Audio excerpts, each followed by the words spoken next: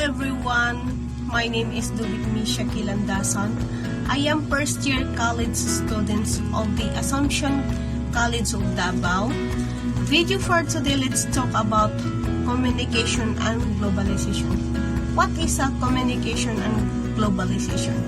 It is a process interaction among people, companies, and governments of different nations.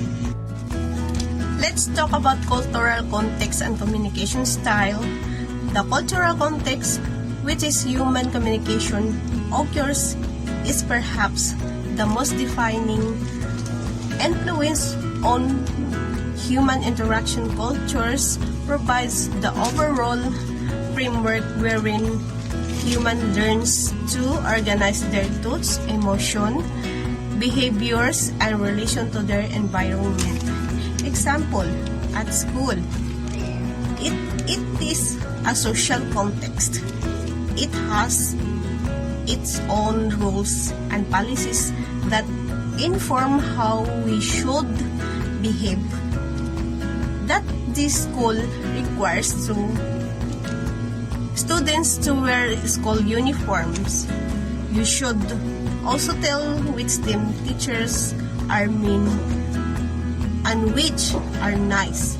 Actually, you might even need to tell them what teacher is and why all the students seems to be obeying what the teachers say. Number 2, high context and low context culture. We talk about high context. Rely more on nonverbal aspects to communicate, meaning like facial expression or gesture. Prepare implicit indirect communication. Usually consider the situational factors more important than specific contents. Words are treated flexibly. Contract are changeable as long as relationship is in place. Consider in a group membership as we talk forward building relational closeness. While low context rely on the spoken or written words to communicate meaning. Say what you mean what you say. Prefer, expect, formulations and rules. Direct, sometimes prompt speech, usually aimed at efficiency, concise use of words, and evaluation, and clear meaning, value being articulate and clear. Consider detailed writing helpful and open necessary.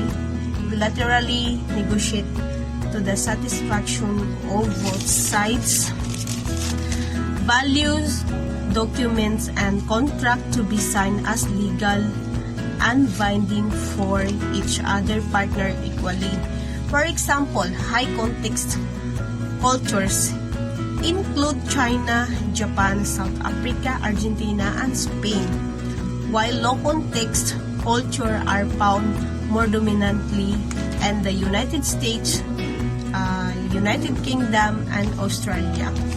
Number 3, cultural dimensions and communication.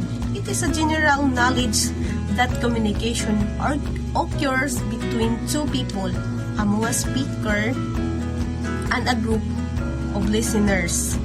Yet we see situations such as someone crying, quarreling, or feeling hurt because of misunderstanding with a friend, a parent, or a strangers.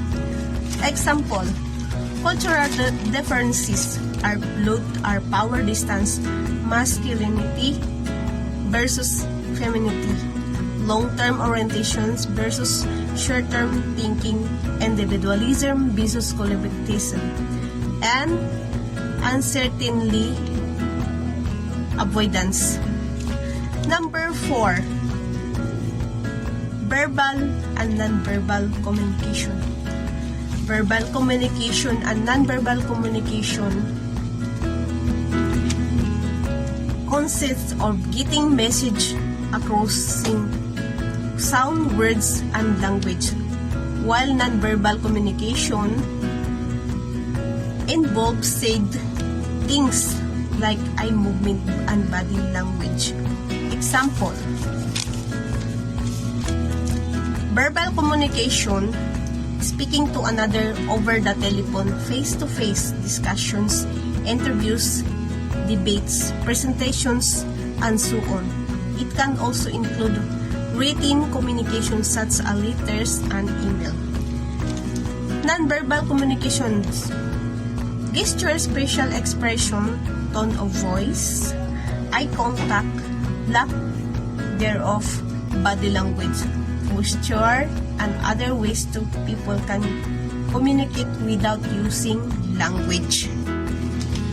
Number 5, cultural norms and values. Cultural norms and values are society expectations that are reflected in the attitude and behaviors in a group of people. Example: bowing instead shaking hands when greeting someone, removing shoes before entering a home or sitting public places, eating quickly and with small bites, using chopstick correctly, not blowing your nose in public, speaking softly, not making direct eye contact with others. Number 6, cultural stereotypes and bias. Bias is considered to be a certain tendency or more preferences towards a particular perspective that interferes with capability to be objective. On the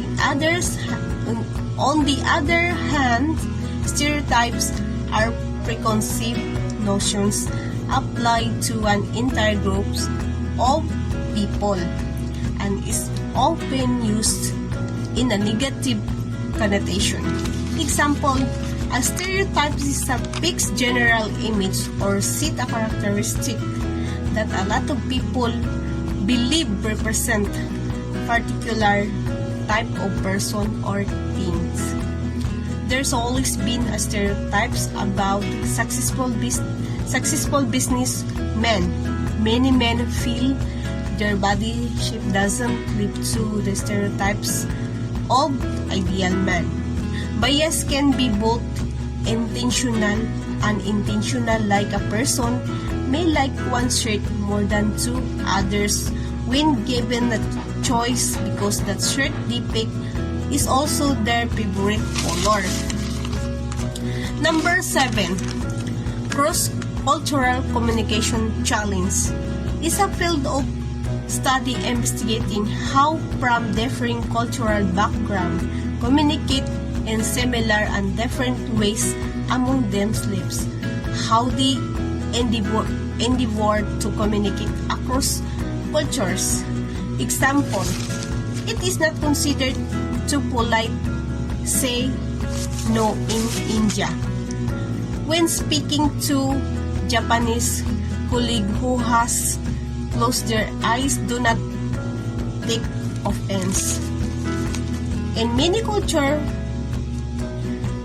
for countries in Asia, it is considered impolite, aggressive to hold eye contact a person.